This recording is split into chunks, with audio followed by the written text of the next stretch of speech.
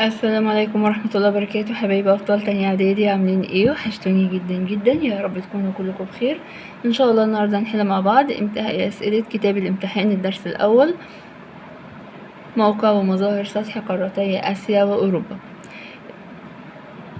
وقبل ما نبتدي نسمي الله ونصلي على الرسول، اللهم صل وسلم وبارك على سيدنا محمد وعلى آله وصحبه أجمعين.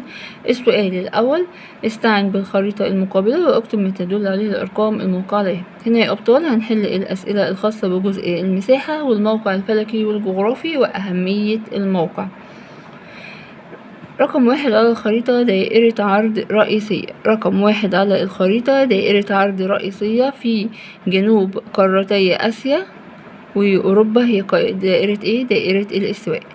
أما رقم 2 في شمال آسيا هو المحيط القطبي الشمالي. رقم 3 مسطح مائي. المسطح المائي اللي في شمال قارة، بالنسبة هيبقى يمين قارة آسيا زي ما احنا شايفين في الصورة اللي قدامنا، هو المحيط الهادي، المحيط الهادي. أما رقم 4 هو البحر اللي بيفصل بين قارة أوروبا وقارة إفريقيا، البحر المتوسط. 5 هي قارة إفريقيا، درسناها في أولى إعدادي. أما رقم 6 يا أبطال هي قارة أمريكا الشمالية، 6 قارة أمريكا الشمالية. ورقم 7 هو مضيق البسفور، مضيق البسفور في قارة أوروبا. الخريطة رقم ب: استعن بخريطة قارة آسيا المقابلة واكتب ما تدل عليه الأرقام. دائرة عرض رئيسية رقم 1 هي ايه؟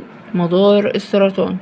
أما مسطح مائي رقم 2 هو المحيط الهادي، المحيط الهندي. رقم 3 البحر الأحمر، البحر الأحمر اللي بيفصل بين أفريقيا وقارة آسيا. أما رقم 4 هو مضيق بيرنج، مضيق بيرنج. 5 هو مضيق الدردنيل. 6 قارة أستراليا. أما 7 هو جزر إندونيسيا، رقم 7 جزر إندونيسيا. الخريطة رقم ج هي خريطة لقارة أوروبا. دائرة عرض رقم 1 دائرة عرض في شمال أوروبا، يبقى الدائرة القطبية الشمالية. أما رقم 2 خط طول رئيسي، هو خط واحد بس اللي عندنا الطول الرئيسي هو خط جرينتش. رقم 3 المحيط غرب قارة أوروبا هو المحيط الأطلنطي. أما رقم 4 بحر الشمال في شمال أوروبا. 5 البحر الأسود. رقم 6 هي جبال أورال، 6 جبال أورال بتفصل بين قارة أوروبا وقارة آسيا. 7 هي قارة آسيا. أما رقم 8 هو مضيق جبل طارق، مضيق جبل طارق. سؤال رقم 2: اختر الإجابة الصحيحة من ما بين القوسين. تبدو قارة أوروبا كأنها امتداد طبيعي لقارة آسيا من جهة ايه؟ زي ما احنا شايفين يا حبايبي، قارة أوروبا اهي قدامنا وقارة آسيا اهي. فأوروبا بتبدو كأنها امتداد طبيعي لقارة آسيا من جهة كده، يبقى جهة الغرب، من جهة الغرب. المسطح المائي الذي يحد قارة آسيا من الشرق هو المحيط الهادي، المحيط الهادي زي ما شفنا على الخريطة من شوية. تقترب قارة آسيا عند مضيق باب المندب، مضيق باب المندب يبقى قارة إفريقيا. أي من ما يأتي يعد حد فاصل بين قارتي آسيا وأوروبا، برضو لسه شايفينها على الخريطة. الحد الفاصل بين قارة أوروبا وقارة آسيا هي جبال أورال، جبال أورال. تقترب قارة آسيا من أستراليا عند بحر تيمور. تمر جميع دوائر العرض الرئيسية الآتية بقارة آسيا ويخرج عنها، يعني مدار السرطان والدائرة القطبية الشمالية ودائرة الاستواء، دول كلهم بيمروا بقارة آسيا. بيخرج عنهم مين أو مين اللي مش بيمر في قارة آسيا؟ هو مدار الجدي. من الممرات الملاحية ذات الأهمية الاستراتيجية وبتشرف عليها قارة آسيا هو مضيق هرمز. تطل قارة أوروبا من جهة الغرب، بتطل على ايه؟ جهة الغرب زي ما برضو لسه قايلين على الخريطة، المحيط الأطلنطي. تقترب قارة أوروبا من قارة إفريقيا عند مضيق جبل طارق. دائرة العرض الرئيسية المارة في قارة أوروبا هي الدائرة القطبية الشمالية. من المضايق الاستراتيجية وبتشرف عليها قارة أوروبا هو مضيق البسفور. من الحضارات القديمة اللي نشأت في قارة أوروبا هي الحضارة الرومانية. السؤال رقم 3، اكتب كلمة صواب أمام العبارة الصحيحة وخطأ أمام العبارة غير الصحيحة مع التصويب. تضم قارات العالم القديم قارة آسيا وأوروبا وأستراليا. الإجابة خطأ. قارات العالم القديم هي آسيا وأوروبا وأفريقيا. تعد قارة أوروبا هي أولى قارات العالم من حيث المساحة، بينما قارة آسيا سادس القارات مساحة. العبارة خطأ. آسيا هي أولى قارات العالم من حيث المساحة، أما أوروبا هي سادس القارات مساحة.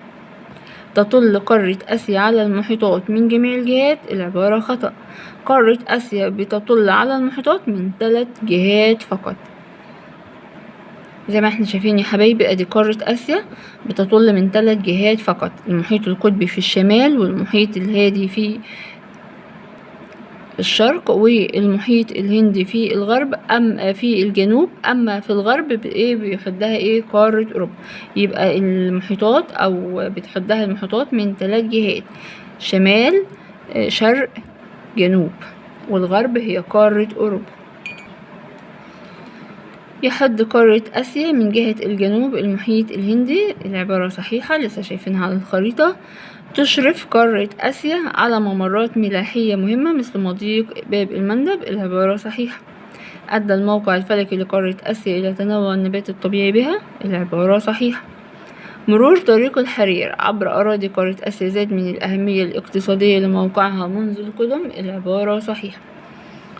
نشأت بقارة آسيا العديد من الحضارات العريقة زي الحضارة الصينية واليونانية. العبارة خطأ.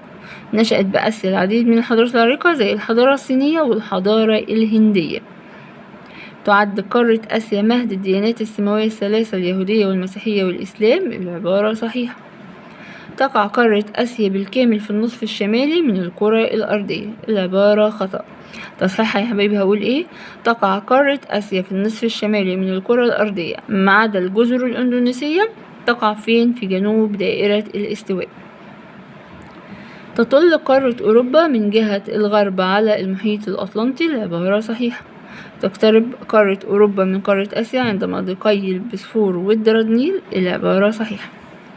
الحدود المائية التي تشترك فيها قارتي آسيا وأوروبا بتتمثل في البحر الأحمر والبحر الأسود. العبارة خطأ. بتتمثل في البحر الأحمر والبحر المتوسط. السؤال رقم 4، يحد قارة آسيا من الجنوب المحيط الهندي.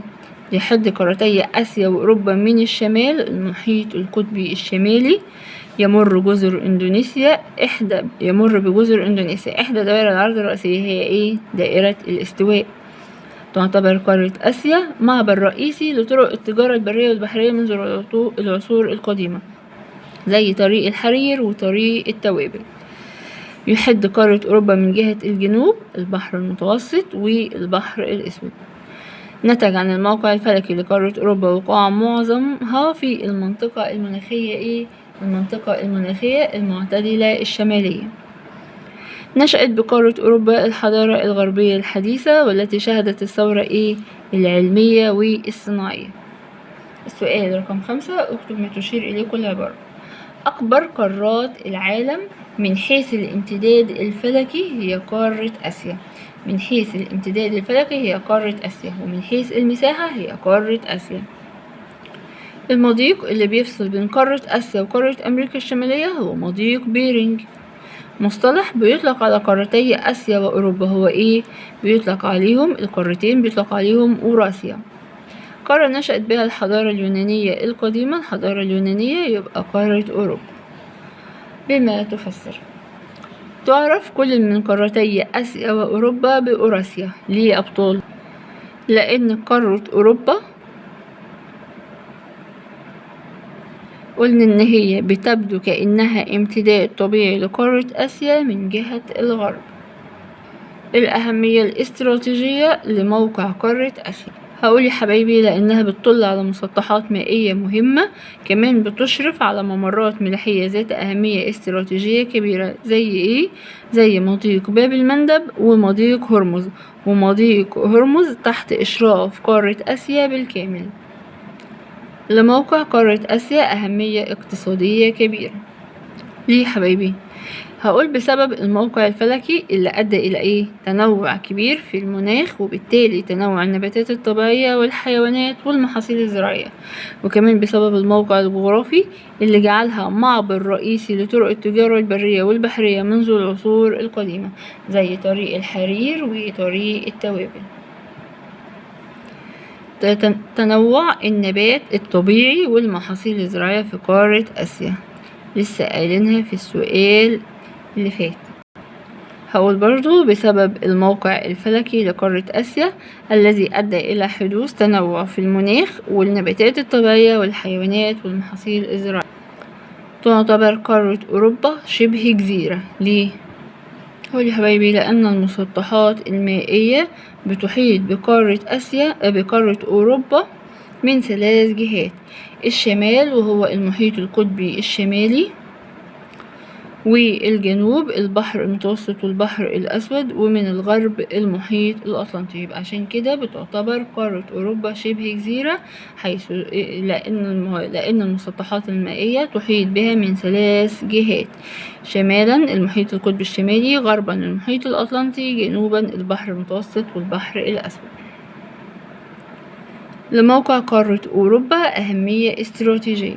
ايه الأهمية الاستراتيجية لأوروبا؟ هقول لأنها بتطل على مسطحات مائية مهمة، تشرف على ممرات ملاحية ذات أهمية استراتيجية كبيرة. زي ايه؟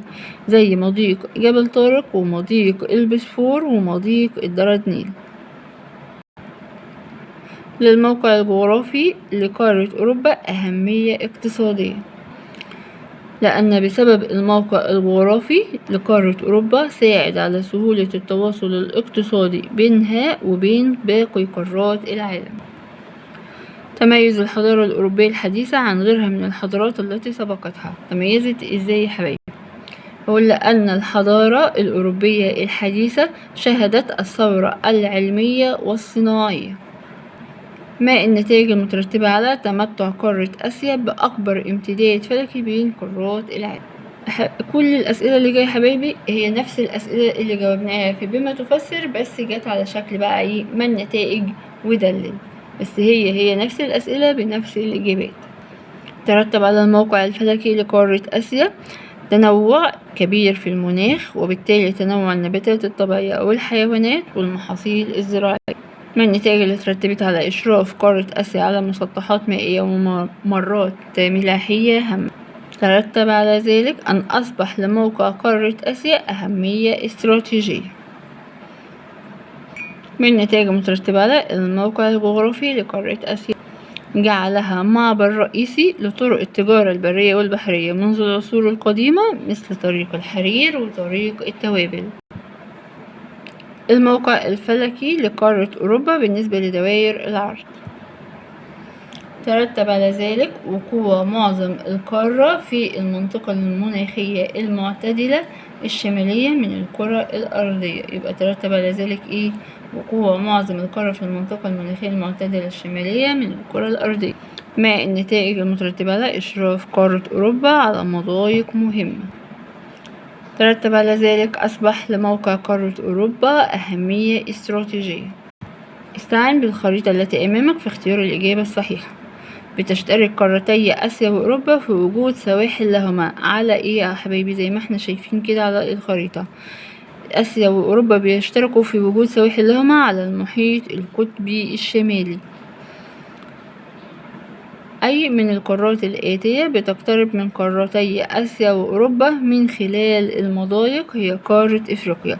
إفريقيا بتقترب من آسيا عن طريق مضيق باب المندب، وبتقترب من أوروبا عن طريق مضيق جبل طارق.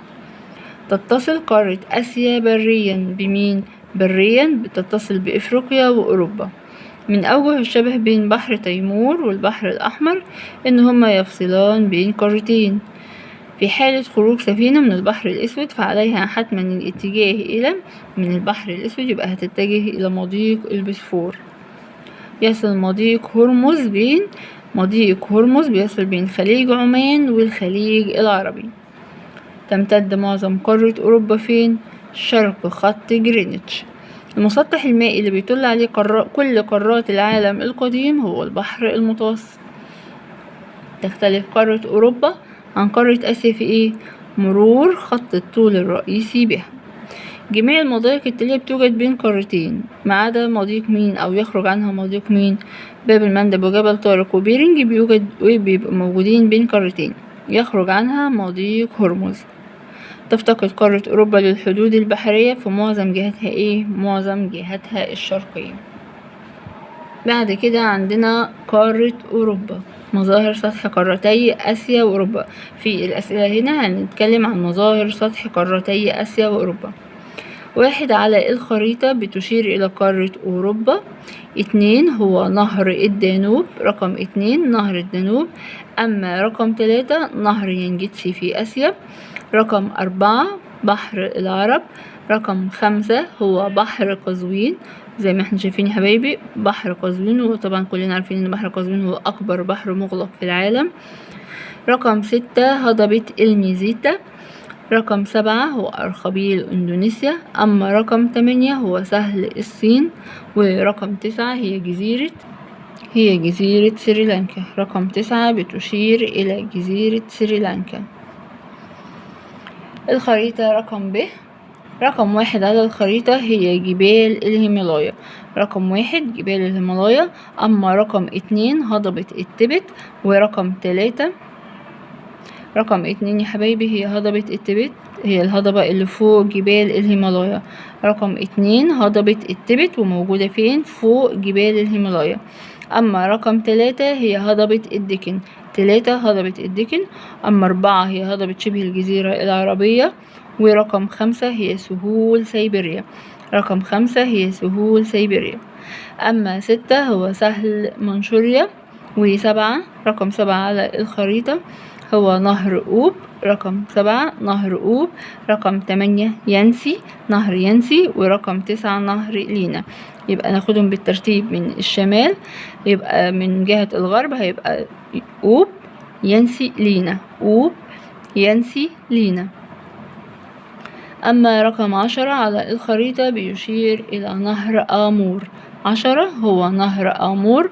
ورقم 11 نهر دجلة. أما 12 هو نهر الفرات.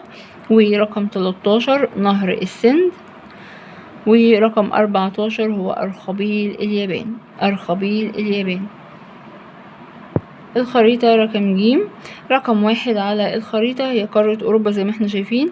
رقم 1 على الخريطة هو جبال الألب. أما رقم 2 جبال البرونس. رقم 3 هي جبال أورال، وقلنا بتفصل بين قارة أوروبا وقارة آسيا.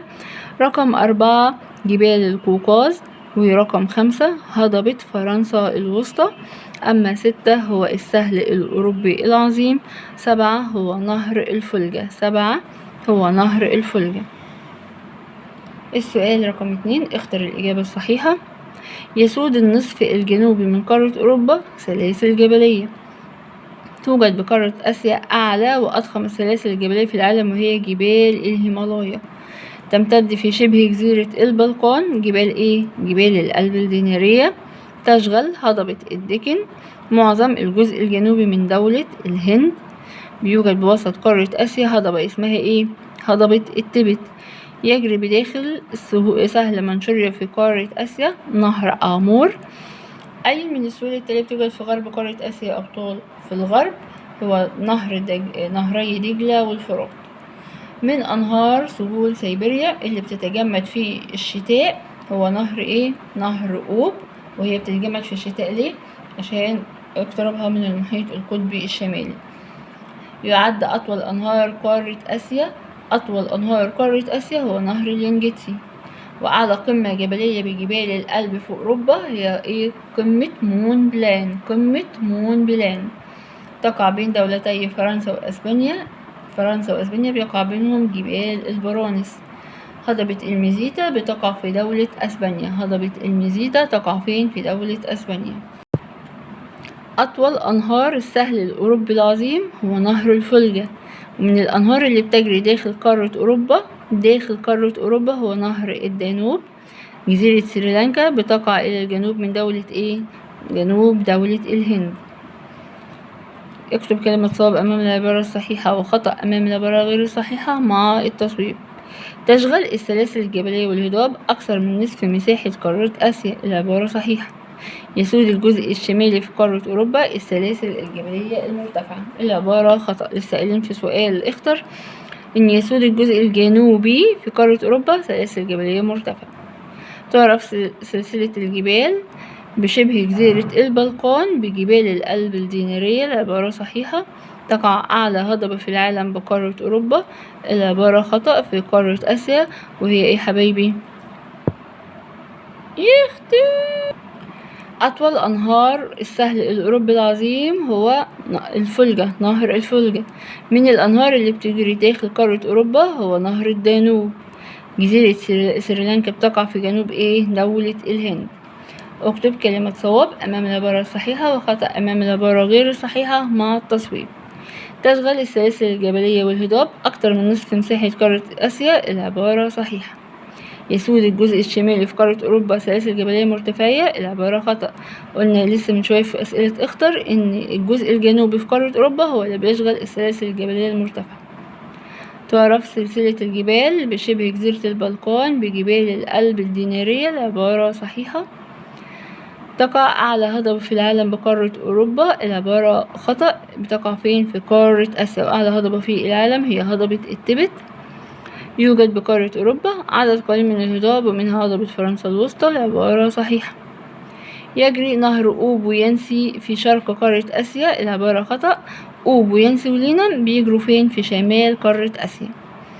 يعد السهل الأوروبي العظيم هو أكبر السهول الفيضية في أوروبا. العبارة صحيحة. بتأتي آسيا في المرتبة الثانية بين قارات العالم من حيث طول السواحل. العبارة خطأ. بتأتي في المرتبة الأولى. ساعد استقامة سواحل قارة أوروبا على قيم الموانئ الطبيعية. العبارة خطأ. قارة أوروبا بتتميز أبطال بتعرج سواحلها، لذلك بتقوم فيها الموانئ الطبيعية. تهدد التغيرات المناخية والتلوث السهول الساحلية بقارتي آسيا وأوروبا. العبارة صحيحة. ساهمت السهول الفيضية في تحقيق الاتصال بين دول قارة أوروبا. العبارة صحيحة. السؤال رقم 4 أكمل. توجد أعلى قمة جبلية بالعالم فين؟ في جبال الهيمالايا، وهي قمة قمة إيفرست. تمتد لغرب قارة آسيا. هضبة في الغرب شبه الجزيرة العربية. والهضبة اللي بتعرف بسقف العالم هي هضبة التبت. يقع بقارة أوروبا. عدد قليل من الهضاب مختلفة المساحة، منها الهضاب في قارة أوروبا عندنا هضبة الميزيتا وهضبة فرنسا الوسطى. كونت الأنهار في جنوب آسيا سهول فيضية خصبة زي سهول نهر السند. يختلف اتساع السهول الساحلية بقارتي آسيا وأوروبا من مكان لآخر نتيجة اقتراب أو ابتعاد المرتفعات من المسطحات المائية. ساعدت كثرة تعريج سواحل قارة أوروبا على قيام للسائلين على قيام العديد من الموانئ الطبيعية. السؤال رقم 5 صوب ما تحته خط. تعد هضبة التبت من الهضاب الآسيوية اللي بتقع فين؟ في وسط القارة. هضبة التبت في وسط قارة آسيا. يمتد سهل الصين وسهول نهر السند في شرق قارة آسيا. بيمتد سهل الصين وسهل منشوريا في شرق آسيا.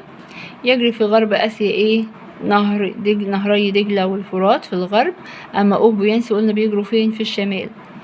يعتبر أرخبيل اليابان من الأرخبيلات الموجودة في جنوب آسيا. الأرخبيل اللي في جنوب آسيا هو أرخبيل إندونيسيا.